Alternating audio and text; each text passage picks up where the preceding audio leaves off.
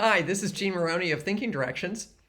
Well, we're most of the way through the first quarter of 2025, and I'm wondering, are you thinking that your New Year's goal flopped? If you are, you definitely have not had coaching from me on how to set goals, because no one who sets a goal with my process ever flops. You need a goal setting process that actually insulates you against the guilt that comes from having set a goal and completely failed and flopped on it. That is not okay. A goal is supposed to motivate action. And if the goal setting process you have actually leads to your concluding that you flopped, then something's wrong with the goal setting process, because I'll tell you, the guilt that goes along with thinking that you flopped is a total demotivator, and it will get in the way of the next goal that you set. So this doesn't mean that you set a goal and I have some mystical way that it guarantees that everything goes perfectly and you get everything done according to schedule. I assure you that is not what my goal setting process does. The same problems happen to people who work with my process, but they are able to, first of all, not flop, and second of all, keep going if that's the right thing to do. Because, of course, keeping going is not always the right thing to do. There are sometimes you need to drop the goal. Why would you drop the goal and not think that that was a flop? Because, the world changes. You set a goal on January 1st, you're really excited. Well, then something happens on January 21st. I had a member of my thinking lab whose father died. His father was the caretaker of his mother, who has dementia, and he wound up taking over as the primary caretaker for his mother. I tell you, he had to drop the goal that he had. This now became his full-time job. And there should be no guilt associated with this. I think that part of a goal setting process is making sure that you're setting up the context. You are not going to set a goal that is undoable. And you're not going to commit to a goal that is undoable. So you don't just make a list of things that you'd like to do. A list of goals is not a wish list. It's a list of things that you're committed to do that you really believe you can do all of them. And that you can work on all of them. In fact, I would say, this is part of my process. You should not set a goal unless you believe you can be working on it and get some result in the next 2 weeks. Now, you may say, well, how do you get results on a 10-year goal in the next 2 weeks? You do it, well, I have a lot to say on that, but the short answer is you do it by really understanding what the benefit of the long-range goal is and figuring out how you can get that benefit or see that progress in a short term. This is a skill. I'm not saying this is trivially easy, but it is a learnable skill, and it ensures that every goal you have, you can be working on.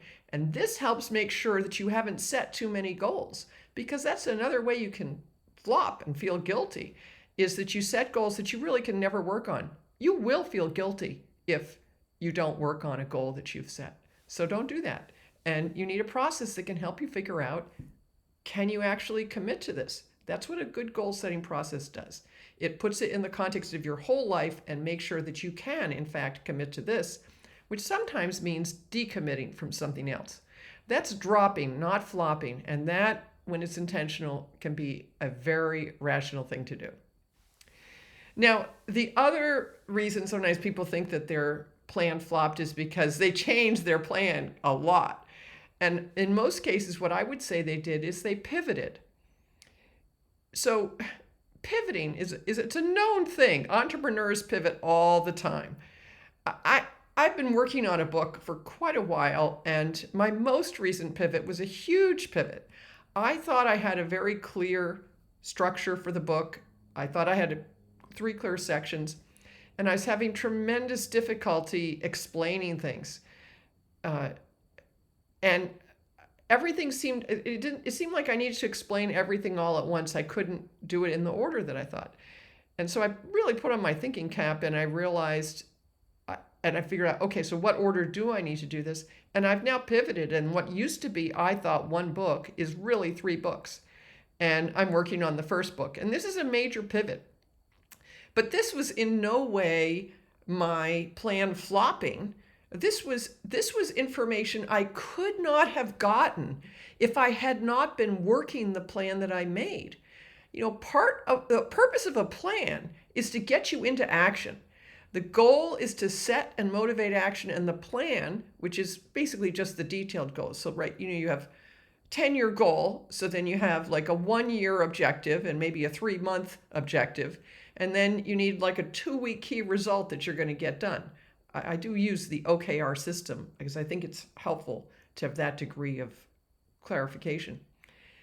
But then you need to break that down into tasks. And I actually think you should get it down to a task that you can do in less than 2 hours and actually see some kind of a payoff from. So this means and sequence that you need to understand.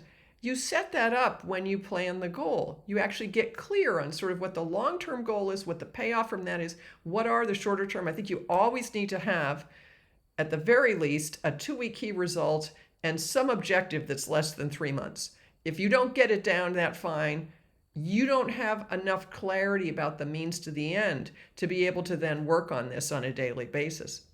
So the goal setting process that helps you really establish the overall means ends relationship between what you're going to do today and what you're going to achieve in 3 months, 6 months, a year, 10 years, whatever it is, that gets set up in a goal setting process. And that then guides you and helps you pivot when you get new information that wasn't available to you before you started working on the goal, which would not have happened if you hadn't set the goal and made a plan and tried to follow the plan. So, this is not something to think that you flopped. This is actually success. This is what success looks like. In the military, they say, well, maybe it's not a perfect analogy. They say no plan survives contact with the enemy. Well, the good thing is if you're not in a life or death battle where people can kill you, when your plan makes contact with reality and turns out not to be good enough, you can make a new plan and you don't die, which is good. All right, I don't know that analogy worked at all. All right, you may still be saying, no, but it really flopped in my case. It was a good plan. I just didn't follow through. No, that's not how I look at it. I think that a big part of the planning process, well, actually, I take that back. You may be missing one other skill besides goal setting. But I think a big part of the planning process and the goal setting process, which are really one thing, is setting yourself up so that you can follow through. The actual truth is no major goal gets done by self-discipline alone. You've got to have motivation built into it along the way. And that takes some upfront thought because a lot of times it seems like there's boring stuff that you need to do or drudgery that you need to do. And you need to actually figure out how are you going to make that doable? How are you going to actually motivate yourself to do that? And if when you set the goal, you have no idea how you're going to get yourself to do the hard parts, you shouldn't be setting that goal. You need to do enough thinking so you actually have some kind of a coherent idea of how you're going to get yourself to do this stuff that you're not going to want to do. I'll tell you, I didn't want to do this video. This video is loosely based on an article that I wrote that's been edited. And I didn't want to just read the article. That would be boring. But then that meant something that I'd already thought about. It sounded completely boring to me to come up with a new take on basically the same subject and then talk about it to you. And what did I do? Well, I reminded myself of the goal. I reminded myself I have some processes. So this is actually self-direction rather than goal setting. But I have some processes to help me remember, oh yeah, I thought this was going to be easy. That's part of it. Part of what you need to do to follow through is take really seriously when you try and then it doesn't work. It's like, why? I don't want to do this. take seriously what happened. Like my initial reaction when I noticed that I didn't want to do this video was, oh, it was a total failure. I mean, those words that one of the things I teach people is if you start saying, oh, I flopped or anything really negative like that, you need to stop. You need to introspect. You need to see what really happened here because you are being too self-critical. And I was being too self-critical. I actually had a plan. I had followed the plan. And I thought that the plan would make it easy to do this video. And it didn't. And then I was like, well, what do I do now? Oh no, it's flopped. No, it hadn't flopped. I did need about 10 minutes of putting on my thinking cap to think, okay, so I need to remember, why did I want to do this? Because at that moment I was totally demotivated.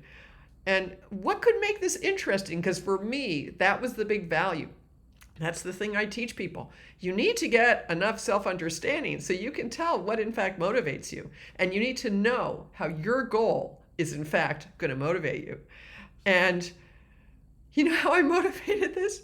I thought, oh, I'm going to be making more of these videos. I need a process to make this easier. So I first of all, I got all made up so that I couldn't use that as an excuse because there's always an excuse for not following through, right? Oh, I don't look good enough. I can't take myself a video until I do my hair, right? Okay, so I did my hair. All right. But then I just, literally as I was doing my makeup and my hair, I thought, well, I could talk about this or I could talk about this. Why don't I just, I kind of gave myself permission to just kind of ease into it. And I made 4 Post-its with an example. That's what I needed. I needed an example. And then how am I going to get excited about this? And I got excited about each of my 4 Post-its. They were actually on my screen so I can just look at them. And I've been riffing off them for the last, whatever it is, 15 minutes. So my plan didn't flop. It went through my head that it flopped.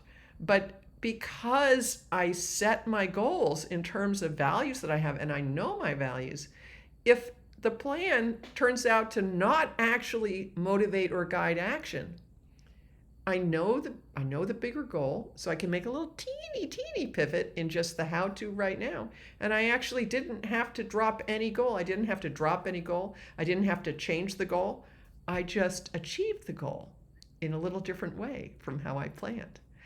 That's what a good goal-setting process does for you. So if you're interested in my goal-setting process, there are a number of ways you can learn about it. I actually have a freebie called Set Goals That Motivate. I do that periodically. I have a whole self-study course in the Thinking Lab called Rational Goal Setting, which talks about this in depth, complete with flowcharts. I have another course called Just-in-Time Planning in the Thinking Lab, which really talks about how do you bring the future down to the present. That's a skill. That's an essentialization skill. And I have a blog post on this particular topic, and I have a lot of other blog posts on goal setting. So I hope you will take advantage of some of those resources. And if you'd really rather just get coaching, well, 3 times a year I run a launch and I coach people so that they can set goals that motivate too. I hope to see you in one of my programs.